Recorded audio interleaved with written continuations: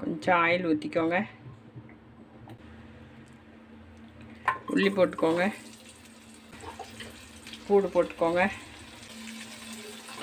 நல்லா கொஞ்சம் மிக்ஸ் பண்ணி விடுங்க. இதில் நல்லா பழுத்த பச்சை மிளகா போட்டுக்கோங்க. இதையும் நல்லா மிக்ஸ் பண்ணி விடுங்க.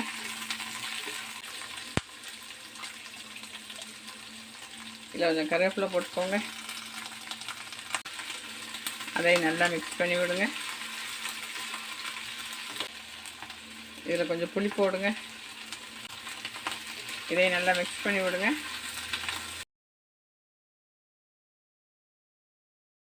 வாங்க போய் அரைச்சிட்டு வந்துடலாம்.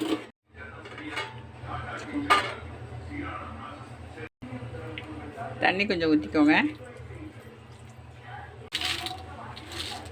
உப்பு போட்டுக்கோங்க. கொஞ்சம் அரைச்சிட்டேங்க.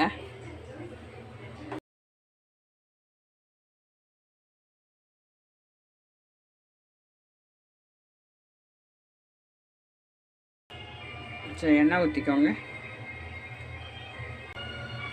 கடுகு போட்டுக்கோங்க. கொஞ்சம் கடுகு நல்லா வெடிக்கட்டுங்க.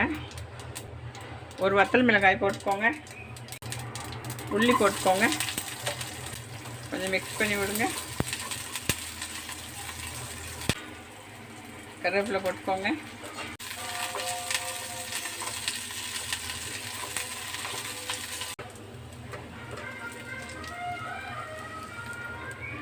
ஓகேப்பா, இந்தாங்க பச்சை மிளகாய் சட்னி, பழுத்த பச்சை மிளகாய் சட்னி.